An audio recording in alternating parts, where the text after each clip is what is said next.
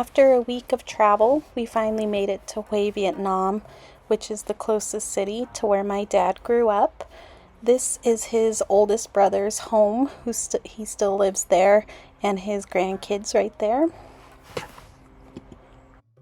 His daughter also has a home right behind his, and this is her restaurant that sits in front of that house.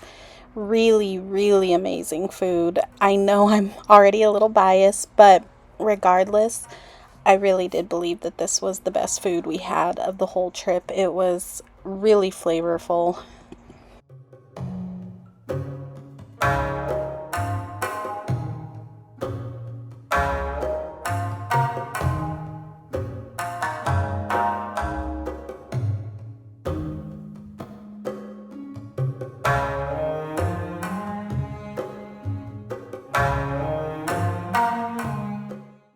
After lunch, we went to Khai Din Temple, which was constructed in the 1920s for the Emperor Khai Din. He he's known for being one of the most controversial emperors in Vietnam. He was pro-French at a time when the French were occupying Vietnam.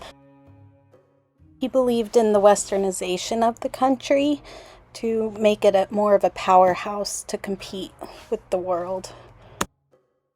He also raised the taxes in Vietnam to 30% to have this temple built for himself.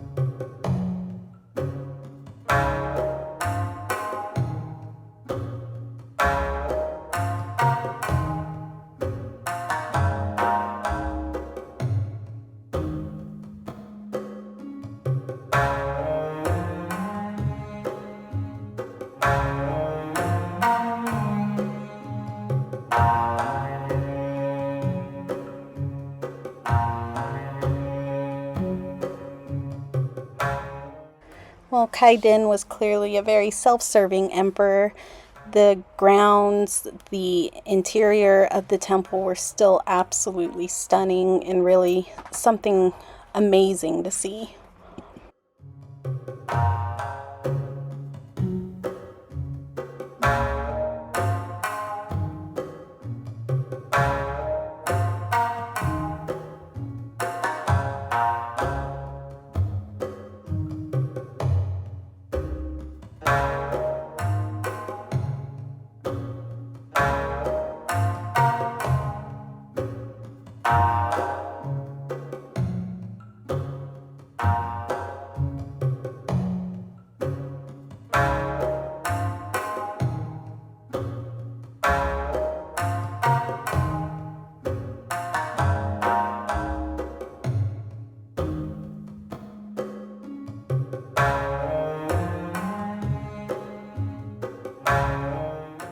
We then moved on to Ming Ma Temple, which sits on the Perfume River. It was built in 1840 for the Emperor Ming Ma, who reigned from 1820 to 1840.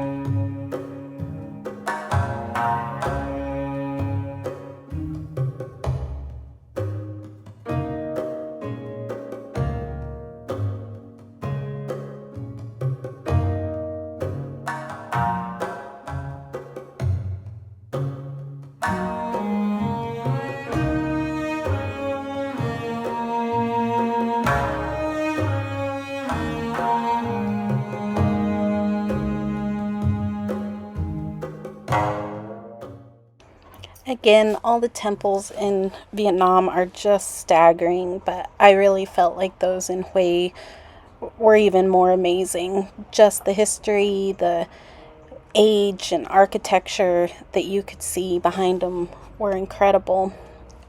This temple also had an abundance of koi fish, which was really cool, and even a little donation box that you could donate to for the temple and feed the fish.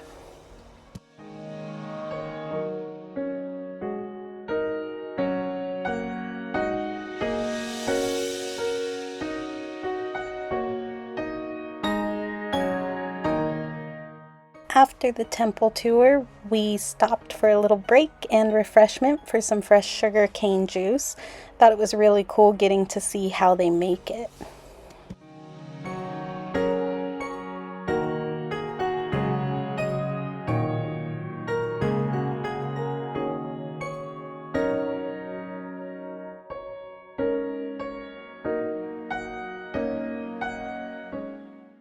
We then finished our temple tours at the Temple of Tu Duc, who was the grandson of the emperor from that last temple we were at.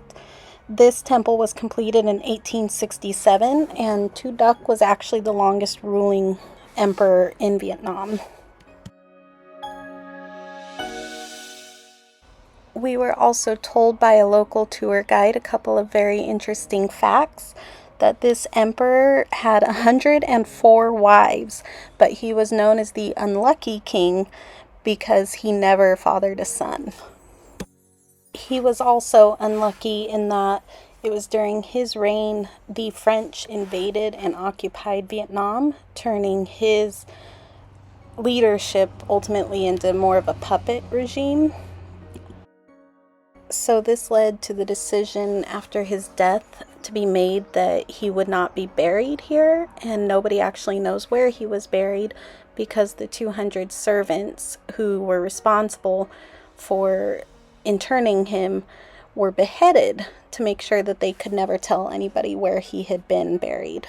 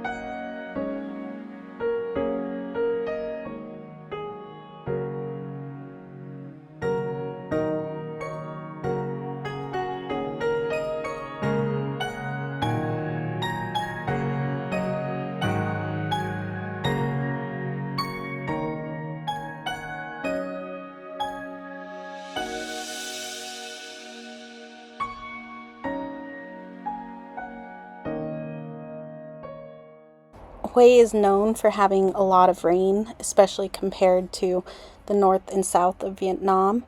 That actually led to most of this tour being quite slippery. The stones that are laid are very smooth and just leads to everybody kind of linking hands and being careful. It was very common for us to be walking like that throughout our little tour.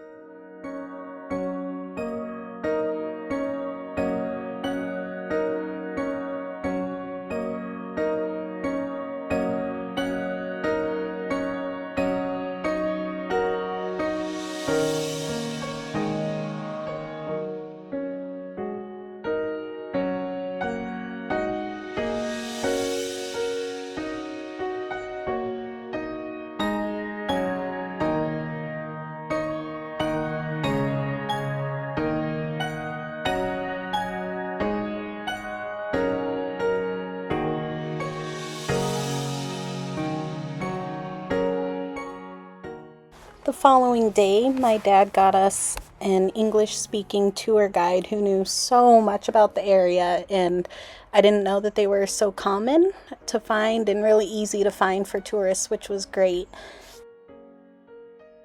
This was Tien Mau Pagoda.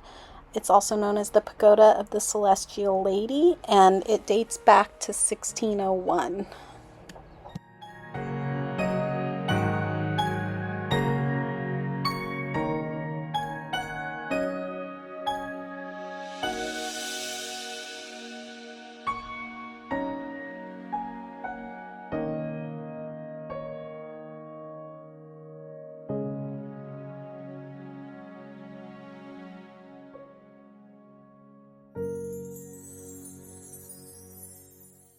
The temples in Vietnam are most commonly visited by tourists, but the locals do come here during the New Year and during religious ceremonies to pray and worship their deities.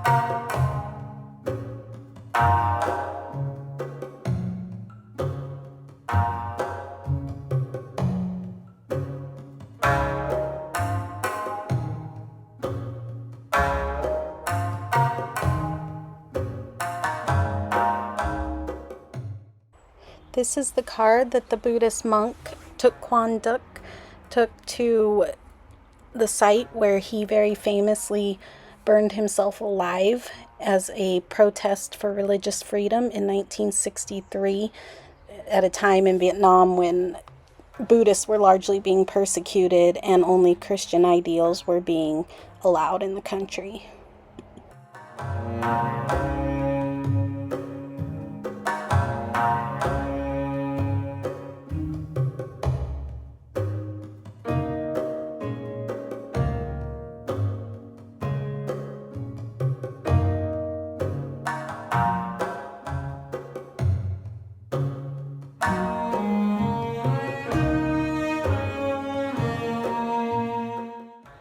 We were then taken to the citadel of the imperial city of Hue.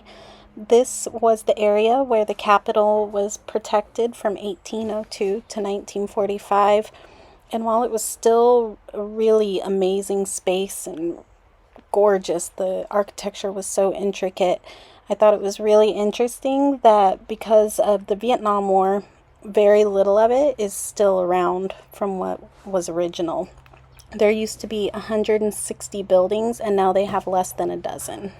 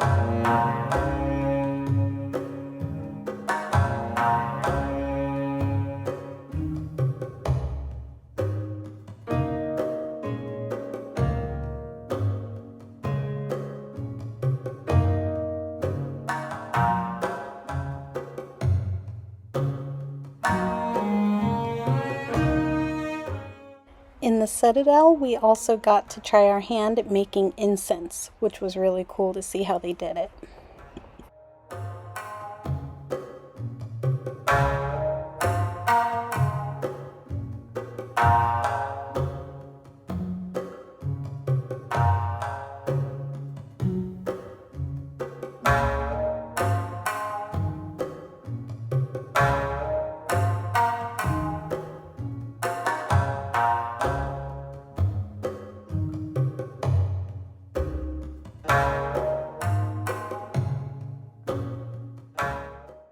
We then went and checked out the market in Hue, which to call it a bustling market would be the biggest understatement. It was absolutely massive and wall to wall people and products. Really incredible.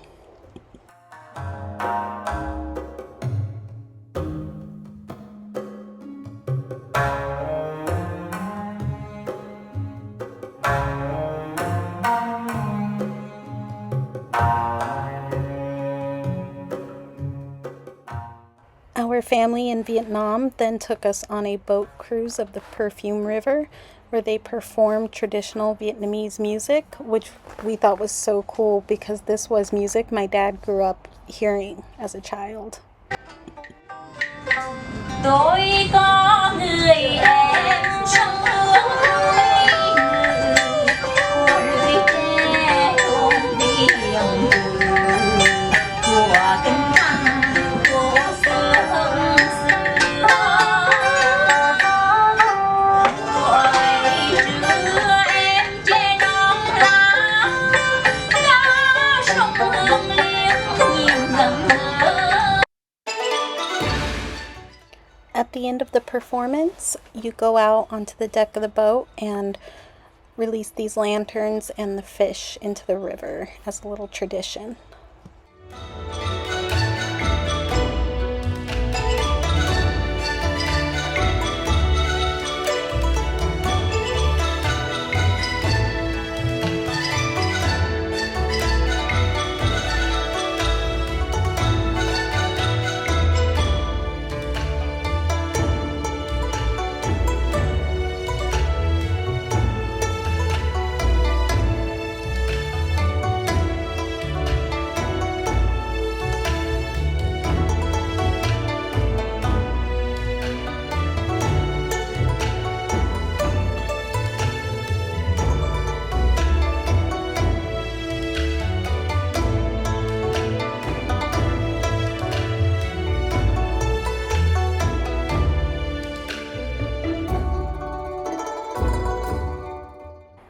We then ended our night with the entire family that had taken us on the cruise.